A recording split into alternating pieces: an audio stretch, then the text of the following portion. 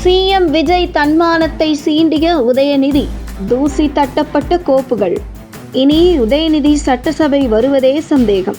திமுக மற்றும் தமிழக வெற்றிக் கழகம் இடையேயான சட்டசபை விவாத மோதல் தற்பொழுது மக்கள் மத்தியிலும் விவாத பொருளாக மாறியுள்ளது.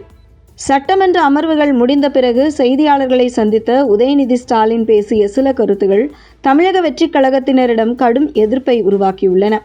குறிப்பாக முதலமைச்சர் விஜய் குறித்து தனிப்பட்ட விஷயங்களை பேச தொடங்கியதற்கு தாவிக நிர்வாகிகள் வெளிப்படையாக கண்டனம் தெரிவித்து வருகிறார்கள். அரசியல் விமர்சனம் வேறு, தனிப்பட்ட தாக்குதல் வேறு என்ற நிலைப்பாட்டில்தான் தாவிக நிர்வாகிகள் இருக்கிறார்கள். தங்களது தலைவரின் நேர்மை மீதும் தனிப்பட்ட வாழ்க்கை மீதும் தேவையற்ற குற்றச்சாட்டுகள் முன்வைக்கப்படுவதை இனிமேலும் ஏற்றுக்கொள்ள முடியாது என்று அவர்கள் நேரடியாகவே தெரிவித்து வருகிறார்கள். இதனால் வழக்கமாக அமைதியாக இருக்கும் தொண்டர்களும் கோபத்தின் உச்சத்துக்கு சென்று உதயநிதி ஸ்டாலினை நேரடியாக எச்சரிக்கும் வகையிலும் தாவிக தரப்பிலிருந்து கருத்துகள் வெளியாகி வருகின்றன. தேவையில்லாமல் முதல்வர் விஜயை விமர்சிக்க கூடாது, அரசியல் ரீதியாக தன்னை தேடி வந்தவர்களுக்கு பதில் கொடுக்காமல் விஜய் இருந்ததில்லை என்று தாவிக நிர்வாகிகள் தொடர்ந்து கூறி வருகிறார்கள்.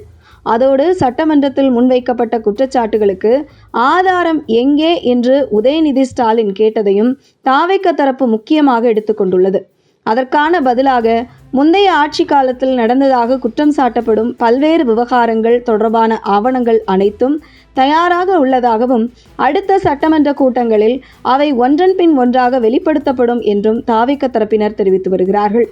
முதல்வர் விஜய் கையில் இருக்கும் ஆதாரங்களை அவையில் பேச ஆரம்பித்தால் அதற்கு பதில் சொல்ல முடியாமல் எதிர்க்கட்சியினர் திணறுவார்கள் என்றும் உண்மைகளை எதிர்கொள்ள வேண்டிய நிலை வரும் என்றும் தாவிக ஆதரவாளர்கள் சவால் விடுத்து வருகிறார்கள். பல கேள்விகளுக்கு பதிலளிக்காமல் வெளியேறியவர்கள் இனி ஆதாரங்களுடன் பேசினால் என்ன செய்வார்கள் என்ற கேள்வியையும் அவர்கள் எழுப்புகிறார்கள். இதற்கிடையே அரசியல் விமர்சனங்கள் ஒரு எல்லைக்குள் இருக்க வேண்டும் என்றும் தனிப்பட்ட விஷயங்களை அரசியலுக்குள் கொண்டு வருவது நல்லது அல்ல என்றும் பொதுமக்கள் கருத்து தெரிவிக்கிறார்கள். கொள்கை சார்ந்த விவாதங்கள் நடந்தால் அது ஜனநாயகத்திற்கு நல்லது. ஆனால் தனிப்பட்ட தாக்குதல்கள் அதிகரித்தால் அரசியல் நாகரிகம் பாதிக்கப்படும் என்ற கருத்தும் மக்கள் மத்தியில் எழுந்துள்ளது.